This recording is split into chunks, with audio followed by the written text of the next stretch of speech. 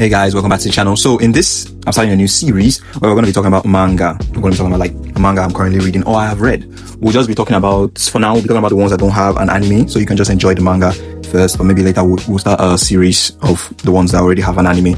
So today, we're going to be talking about a new one I've been reading on Shonen Jump. It's fun, action-packed. You know, the manga kicks off with it has a thrilling introduction. You know, it throws us straight into this kind of dark, crime-infested, world of supernatural forces and, the usual good stuff. So, we're going to be talking about the first chapter, introduction to everything, the characters, and the kind of the world it's set in. Then towards the end of the video, we'll be saying the name of the manga. So, stay tuned and don't go anywhere. So, without wasting anybody's time, let's do this. So, the story kind of takes place in this chaotic and lawless kind of district. It resembles, kind of Tokyo, I would say. Or maybe not Tokyo, I'd say Kyoto. From I've never been there, but from like manga and anime, it kind of has that aesthetic, where the weak, it's a chaotic and lawless city where the weak suffer and crime runs rampant, justice is scarce. So, just think of it as a kind of like a blend of kind of noir style cityscapes and it's with a supernatural twist. It's a crazy kind of combination actually. The real dangers, they aren't just criminals, but something even darker. From the very first panel, the manga, it kind of shows you, it immerses you in this kind of dangerous atmosphere. You get a feeling that anything can be lurking behind any corner, because it kind of starts you off with this, like the story is because of they are missing persons in the city. Like you kind of see it on the newspaper, 108 missing people presumed dead, you understand? So it kind of, it sets the tone that like this is a serious story, like there's no fun and games here. So, it's showing the world, and that setting, it makes the world feel more alive to me. I just get that feeling from it. So then we now move on to, we see the main characters, Miss Tao and Alma. They are our protagonists. They are who we follow the story with. They are a duo who, they work as fixers. They call them fixers. They take on odd jobs. They range from, they can be just handling criminals to, because in the first chapter, we see them trying to like cover up one scummy politician. I think was he doing something with a dog? I think from the picture, because the way they hid it, I think that was what, they caught him. Somebody snapped the pictures, but they later got the pictures back. Like, so that tells you what kind of manga this is. It's serious stuff, like it's tackling deep themes. That's some bestiality stuff. So, so they take on from that. It can be that to fighting criminals, to fighting supernatural threats, Miss Tao, she's the leader. She's a confident, you get that vibe from a highly skilled woman who loves to smoke. She has sharp instincts and she has a commanding presence. She has this kind of like boss lady kind of presence, you understand? She operates with a mix of, charisma and ruthlessness, and she loves her money. Don't play with her bands. Don't play with her money for real. You get that feeling immediately from the first chapter. Do not play with her money.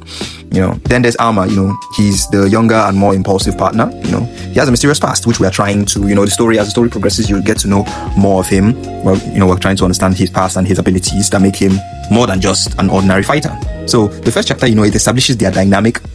Miss Tao as the strategist and Alma as the brawler, the bronze, the tank, if you will. But underneath their casual banter, there's a sense that Alma's past, it holds more secrets than we know. Obviously, that is how you build a more, interesting character. You keep some things quiet and you let the audience figure it out and you show it to them bit by bit. So in this first chapter, you just get that feeling from it, and you feel that it's going to play a major role going forward.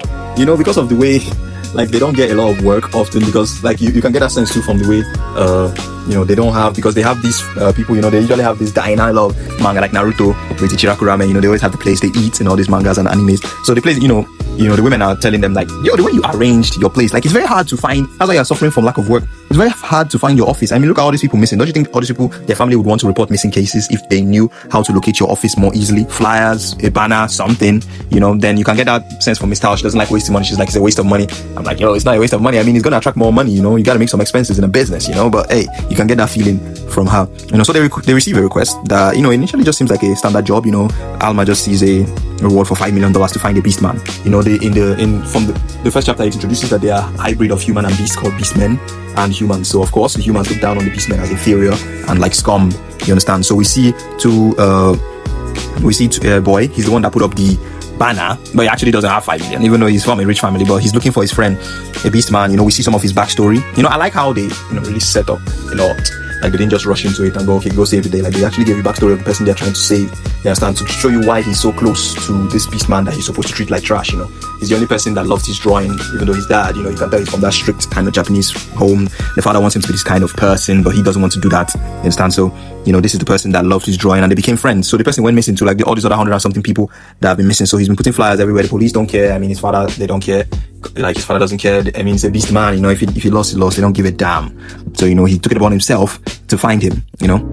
So they call themselves Manga hunters, you know, because by day, you know, they are just you know, they look for criminals and stuff, but by night they fight the supernatural beasts that roam this world and they kill them, you know. So they call those beasts Maga, and they call themselves Manga hunters, you know. So things take a dark turn as they uncover, you know, a situation far more dangerous than expected. You know, the boy is about to be eaten, you know. The boy's name is Luca. Luca is the one that put up the flyer. So Luca is about to be eaten when he finally finds his friend in an alley, because the monster, the Maga, we'll call them, because that's the name, they're Maga. The Maga, it catches all these victims we're catching from, you know, it lays disfigured corpses on the ground, so it will attract you, like, oh, why is there torn up dog here, or cat, or pigeons? Why are the dead pigeons here? Then it comes out at night and snatches humans up to eat them, eat their flesh.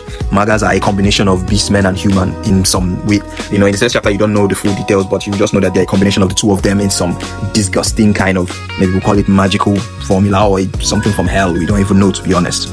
So Alma comes to his rescue before Luca is about to be killed, you know.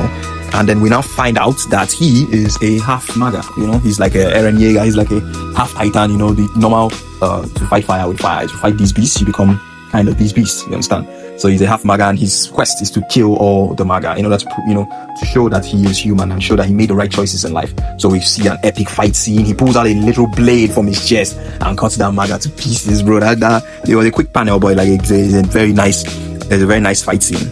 So, you know, we see that because he says he wants to keep, you know, having the trust of Miss Tao. So I guess we're going to see more of that, you know, as the story progresses.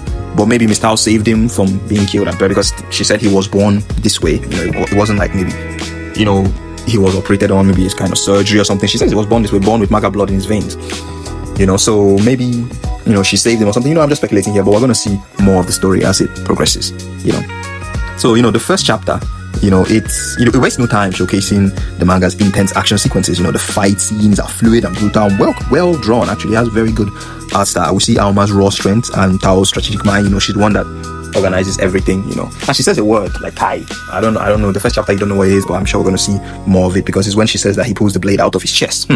Maybe that's a keyword to activate his powers. We don't know. We do not know in the first chapter. It's just the first chapter, you know. But just when you think you know how things will play out, you know, Alma still shows you his real, you know, more of his powers, to be honest. So there's a lot more to be on, like, there's a lot more to unfold. I'm going to speculate here, but I think he's kind of he's going to go the route, of course. He's going to get maybe harder and harder for him to control the power, because he's going to fight more powerful Maga. So he's probably going to have to use more Maga powers, and that'll probably push him more to become a Maga. So it's probably going to be a story of him fighting, you know, to retain his humanity while fighting for humanity. You understand? I think that's the kind of, you know, I think that's the kind of story they're trying to tell. So we're gonna now finally say the name of the manga. So the name of the manga is Gokurakugai. It's a long name. It's Gokurakugai, you know. So the first chapter, it does an incredible job of pulling readers in. I think you start reading the manga from that first chapter, you're going to love it, you're going to enjoy it, and you're going to want to read more. It has engaging characters, the art style is beautiful, it's very stylistic, you know, it has a lot of potential, to be honest.